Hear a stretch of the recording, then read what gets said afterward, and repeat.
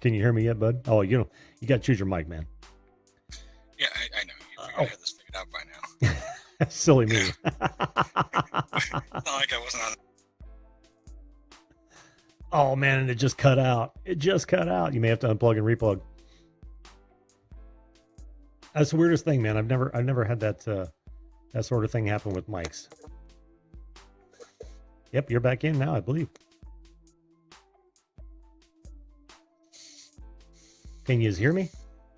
I can hear you now. Ah, perfect. We're back to good, man. We're back to good.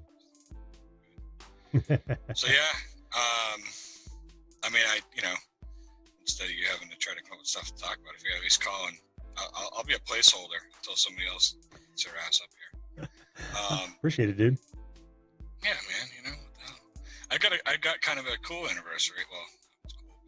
I got an interesting anniversary, I guess you would call it. Yeah. Hold on, chat here so I can let you see you on real time and read the chat. Yeah. So I'll tell you a story. Oh. Yeah, not without your graphic, man. And now, story time with Tony. I still got to come up with some theme music on that. So, yeah, I'll try not to redneck. I only fall asleep if Jim falls asleep, then I join him. See, that's what happens when the host falls asleep. Then I fall asleep. Anyway, yeah, there's history there. you guys do hit the like button, that's for sure. It makes a big difference. When you go into live streams, you should always hit the like button, especially on live streams. You should hit it for every video you watch if you like the person, but on live streams especially, because it helps the stream get picked up when you go to live and you look at what current live streams are on. That like button is what makes them be featured or not. So how true. It helps the host out tremendously. How true. And like you said, if you like the host, go ahead. If it's your first time in, stick around, see if you like anything happening up on screen, and then do it. If you like the host, hit the thumbs up. If you don't like the guy on the screen with him, then don't do anything. Thumbs up. Just don't mind me. Like if you can't say anything nice, don't say anything at all. That's right, exactly. Hey, Jelly Duck, what's up, brother? Jelly Duck, what's happening, man? So, when I was, how old was I? I was 18, and my parents, when I was a kid, my parents were, they fought all the time. They fought verbally, abusively, physically, fist fight each other. It was horrible. So when I was 13, my parents finally split up when I was 13. My dad came over. He was coming over on Sundays, and we'd all get ready to go to church together. And then we'd come home and have lunch, and my dad would split. And that's all we were seeing at the time because they were legally separated. So my dad showed up one Sunday, and my mom was pressing a shirt for me. And he got up and ran across the room, blasted her in the face, knocked all her teeth out, smashed her nose in with that. Holy shit. So I didn't talk to my dad for a long time. Both of my parents had a lot of mental problems when I was younger. Still kind of do, I guess, but they both have seeked help over the years. Now they're older now, and I've reconciled with my parents and everything. They actually can speak to each other once in a while when they need to. But anyhow, so I didn't talk to my dad for a long time because of that. And then my mom started dating truck drivers, was on the road all the time, so I quit school and got a job and helped raise my two younger brothers. So I was a firefighter in town. I tried to do things to keep myself busy. So when I was 16 years old, I joined the fire department as a junior firefighter, and I joined the ambulance squad as a first responder. When I turned 18, I became a full-fledged member of the fire department, and I had gone and got my EMT license. I'm still working with both services in town. So there was a house fire in town, and it was up on this back road, and we got there, and the house was going pretty good. It was a one-level ranch house with a basement, and because we live in Massachusetts, you've got basements too, right, Jim? Oh yeah. Yeah, I lived in Florida for 16 years. No basement. Sucks. Right. Anyway, so we go into.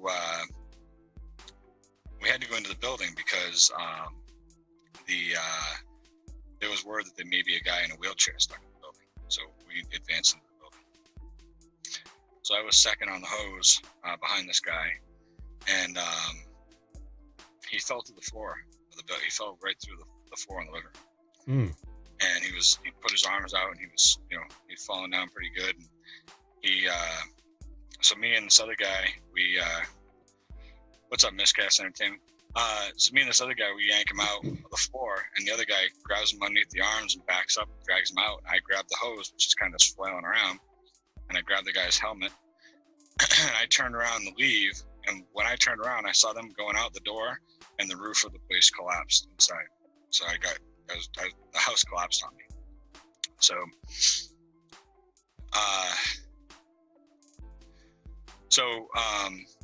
anyway, they always say you see that bright white light at the end of the tunnel, you know? Mm-hmm. So I see that, and I'm laying there, and save us from Tony. Thanks, Adam. Shut up, son of a bitch. I'm pouring my heart out here, you prick. So I see that bright light, and all I can think is, I haven't talked to my dad in 5 years, and I haven't told my father I've loved him in 5 years, you know? And that was the first thing I thought of. I didn't think about my mom, I had just moved out of her house, but who I currently had a relationship with, at least. Yeah. But I thought about my dad, because I hadn't talked to him forever. So all of a sudden, this face comes into the light over my head, and it was the sun that I was seeing. I got hit in the head with a beam from the house when the house came down. The main center beam hit me, and when I landed on the ground, I was still with it, kinda. I was kind of out of it, kind of with it, but the beam was laying right across my head, and the beam was on fire, and that's when I passed out. Well, luckily the guy had fallen to the floor before me, that we pulled him out, because another guy went down and went into the basement, now that this house has collapsed, and ran into the basement of the house.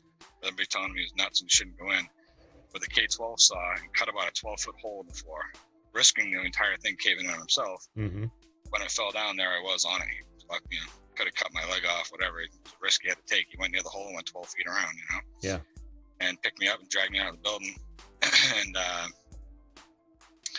and then, so I woke up, I had burns on my face, broke my leg, blew my shoulder out.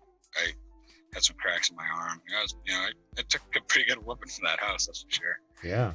And so I went to my dad's house after right off the hospital. I had a friend pick me up, and I had him just drop me off at my dad's place. It was the fire was in the morning. I didn't get out of the hospital until about 5 o'clock. Mm-hmm. And so here I am sitting on my dad's front steps with a broken leg, my arm in a cast, set of crutches next to me, got stuff on my face where I got burnt. I can't grow a full beard. I got one patch on my face, the circle patch that won't grow.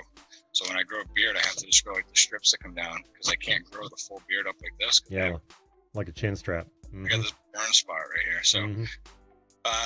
And it's not, you could see it for about a year or so afterwards. You could just see a light scar there, but you can't even see it anymore. It just doesn't grow hair anymore. So that was in the middle of the summertime. That was in August that happened. I know it was the second week of August. I don't know the exact date, but every year around that time, I always make sure that, I try to thank God every day that I'm here, and that I get another day. But I usually take some time to go up to the Quabbin Reservoir or go somewhere and kind of think life through and where I'm at and what I need to do to change things. And that's like my week of reflection, where I really try to, I don't know, try to better myself. I should do that year round, but I don't.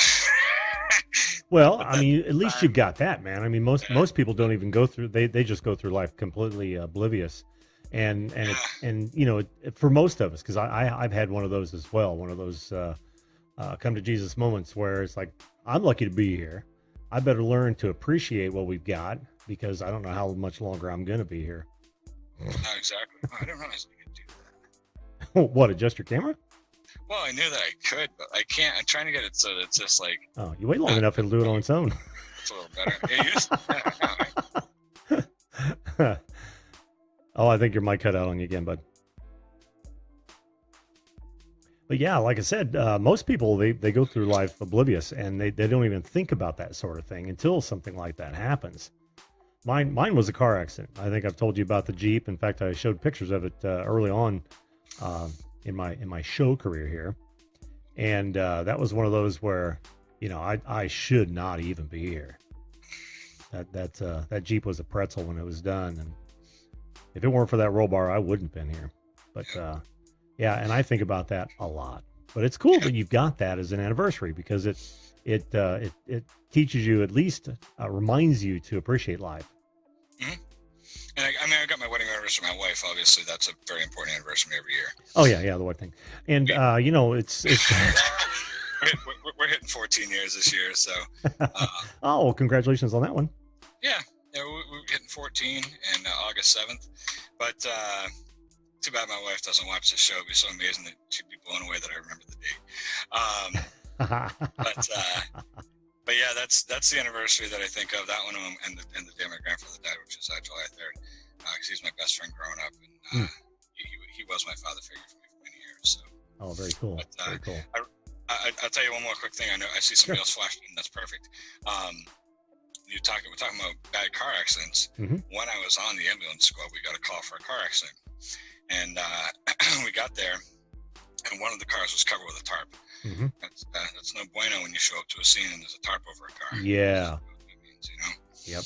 And so we get over there, and the other car, there's a guy pinned behind the steering wheel. He's yelling and screaming, and they had taken a kid out of that car. The one with the guy screaming in it. When I pulled up, the first thing we did when we pulled up was wet. It was icy and it was bad winter conditions. The first thing we had to do was, ironically, was to wet the road, because we were washing slush off the road. We were preparing for the chopper to land. Yeah. But we had to keep a constant stream so it didn't ice up and so it wouldn't stick to the ground when it landed, you know. So we did that. The chopper landed. They threw two people in the chopper, and the chopper pulled out and took off. It was a young girl and a young boy. Wow. The girl was in the car covered by the tarp. She was in the car with her mother and her aunt, both killed on impact. Oh, man. The boy was in the passenger seat of the other car where the guy was screaming. So I go over, and I'm standing on the hood of this car, looking down in at this guy, and I've got a halogen bar in my hand, and I've got a pair of cutters in my hand, jaws of life cutters. Yeah. Smashing the windshield out. My friend's got the door open. He's got this guy covered with a blanket, just holding the blanket over. I smash the entire windshield out. I pull it out and throw it on the road, and I get the cutters in there, and my buddy is like trying to comfort this guy, and he's holding on to the steering wheel so that when I finally get it cut, he can slide to the side, you know. And I'm in the middle of cutting this thing, and this guy is looking up at me, and he's screaming at me. I can't hear him because this thing's so loud, you know. And finally, it cuts the thing, and we get the thing out, and I shut the tool off, and this guy comes over and I hand it off to him, and the kid looks at me, he's like, I've been yelling your name, man. Tony, how you doing? And I'm like, oh. So it's this kid that I had gone to school with. Wow. And he had just gotten his license, and he took his little brother out and was showing off, and slid into the other lane and killed these two ladies. Oh, man. And yeah, and he did all kinds of, he had to go talk to kids about driving for years and all kinds of stuff. Sure. So anyways, the irony of the story is that kid used to live in this house where I live right now. When that happened, he lived in this house. Oh, really? His dad passed 4 years ago, and him and his brother told the bank, we're not paying for the house. So the bank took the house over, and I bought the house. Oh, man.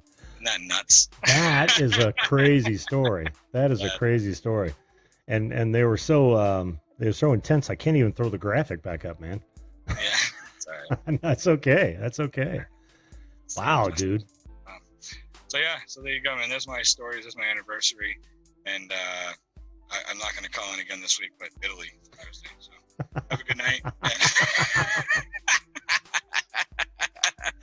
Oh, man. So now we know Tony's been in Florida and Italy. No, that's where I want to go. Oh, no. Vacation. Yeah. Dream vacation is Thursday. Right. Cool, dude. So. Cool. All right, Jim. Well, thank you, man. I have a lot of respect for you, and I appreciate you letting me come on the show, man. Thank you very much. Anytime, Tony. Thanks so much, man. Thanks, man. Take care. Take care. Bye. You know, you too could be a guest on this show at any time. We're live every weeknight, 10 p.m. Eastern Standard Time. All you've got to do is hit that subscription button and ring that bell right now. Oh, and while you're at it, why not share this video? I'm sure my guests would appreciate it. Thanks again for watching, and we'll see you live.